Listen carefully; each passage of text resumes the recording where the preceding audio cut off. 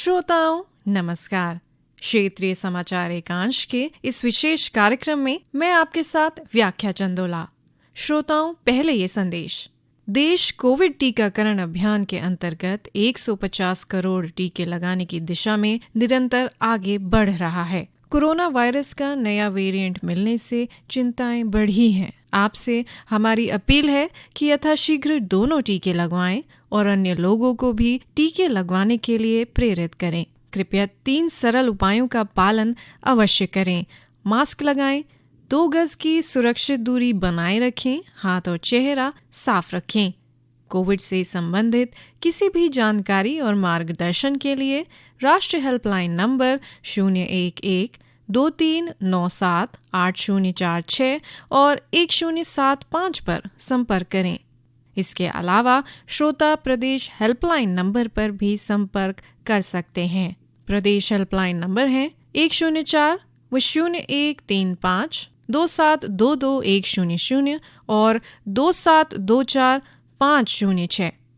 श्रोताओं, आज़ादी का अमृत महोत्सव के अंतर्गत आज़ादी के आंदोलन में हमारे स्वतंत्रता सेनानियों के बलिदान एवं योगदान की प्रेरक कहानियों से नई पीढ़ी को रूबरू कराने के लिए आकाशवाणी ये विशेष श्रृंखला प्रस्तुत कर रहा है। श्रोताओं, इसी क्रम में आइए सुनते हैं ये विशेष कार्यक्रम आज़ादी का सफर आकाशवाणी के संग। आज़ादी का अमृत महोत्सव।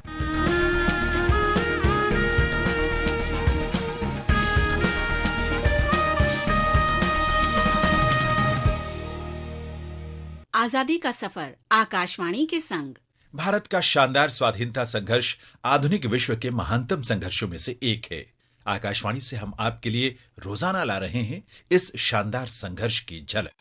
जब शहीदों की अर्थी उठे धूम से, देश वालों तुम आंसू बहाना नहीं, पर मनाओ जब आजाद भारत का दिन, उस घड़ी तुम हमें भूल जाना नहीं। आज हम स्मरण कर रहे हैं क्रांतिकारी स्वाधीनता सेनानी राजेंद्र नाथ लाहिड़ी को, जिन्होंने काकोरी डकैती और दक्षिणेश्वर बॉम्बिंग की योजना बनाई थी। राजेंद्र नाथ लाहिड़ी का जन्म 29 जून 1901 को बंगाल प्रेसिडेंसी के पबना जिले में हुआ था। अध्ययन के लिए उन्हें वाराणसी भेज दिया गया। पढ़ाई के दौरान लाहिड़ी हिंदुस्तान रिपब्लिकन एसोसिएशन यानी HRA के सह संस्थापक सचिंद्र नाथ सान्याल के संपर्क में आए और इस प्रकार उनका क्रांतिकारी जीवन आरंभ हुआ। लाहिड़ी वाराणसी में HRA के जिला आयोजक बने। उन्होंने चारू, जवाहर और जुगल किशोर जैसे कई छद्मनामों का उपयोग किया।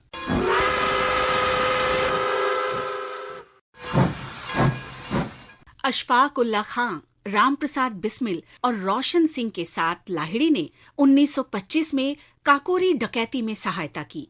लाहिड़ी ने ही दूसरे दर्जे के डिब्बे से चेन खींचकर ट्रेन रोकी थी और फिर क्रांतिकारियों के कार्य में सहायता भी की। डकैती के बाद पुलिस उन्हें गिरफ्तार नहीं कर पाई। बाद में कलकत्ता के दक्षिणेश्वर में बम कारखाने से लाहिड़ी को गिरफ्तार किया गया और उन्हें 10 वर्ष की जेल हुई। लेकिन कुछ समय बाद ब्रिटिश अधिकारियों ने पहचाना कि लाहिड़ी काकोरी में शामिल क्रांतिकारियों के साथ भी थे। इसलिए अशफाकुल्लाह खान, राम प्रसाद बिस्मिल और रोशन सिंह के साथ लाहिड़ी पर भी मुकदमा चलाया गया और उन्हें मौत की सजा सुनाई गई। फांसी के लिए लाहिड़ी को गोंडा जेल भेज दिया गया। इस दौरान ब्रिटिश पुलिस को भनक लगी कि क्रांतिकारी लाहिड़ी को आजाद करवाने की योजना बना रहे हैं।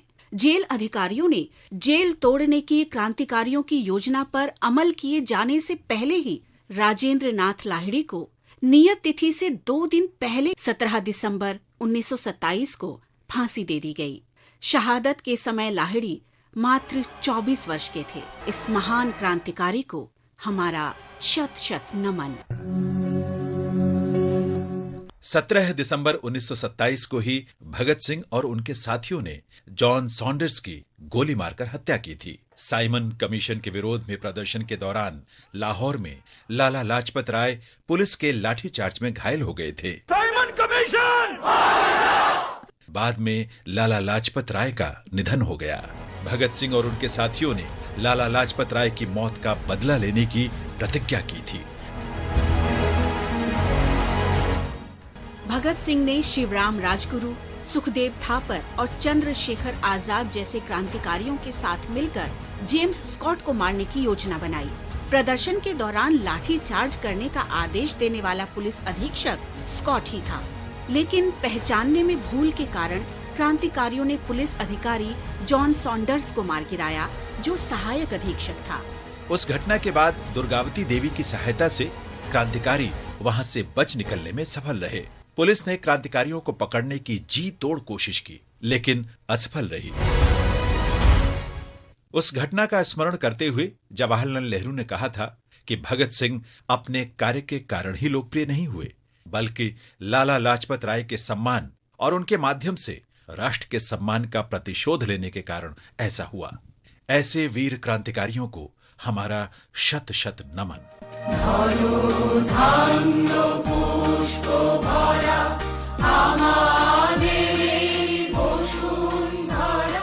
हम आज क्रांतिकारी पत्रकार और श्री अरविंदो के निकट सहयोगी सखाराम गणेश देउस्कर को भी स्मरण कर रहे हैं। उनका जन्म 17 दिसंबर 1869 को वर्तमान झारखंड में देवघर के निकट हुआ था। सखाराम का नाम बंगाली और मराठी संगम का परिचायक है। उनके पूर्वज महाराष्ट्र के देउस गांव से बंगाल आए थे और कराओन में बस गए थे, इसलिए उनका नाम देउस्कर हो गया।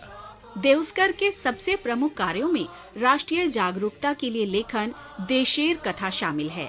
ये 1904 में प्रकाशित हुई थी। हिंदी भाषा में इसका अनुवाद देश की बात के नाम से प्रकाशित हुआ।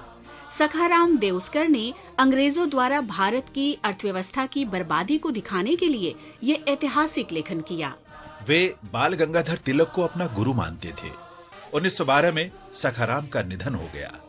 इस महान देशभक्त को भावभीनी श्रद्धांजलि।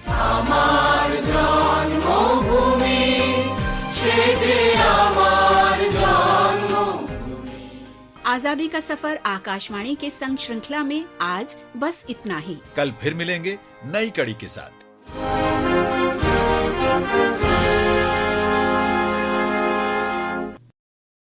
श्रोताओं, ये आप सुन रहे थे आजादी का अमृत महोत्सव के अंतर्गत विशेष कार्यक्रम।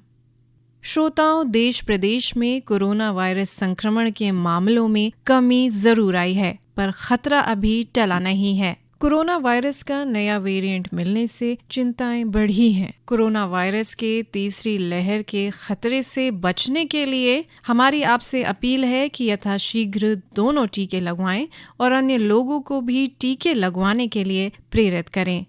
कृपया कोविड प्रोटोकॉल का पालन अवश्य करें। मास्क लगाएं, 2 गज की सुरक्षित दूरी बनाए रखें, हाथ और चेहरा साफ रखें। स्वस्थ रहें, सुरक्षित रहें। श्रोताओं, आज के कार्यक्रम में इतना ही। नमस्कार।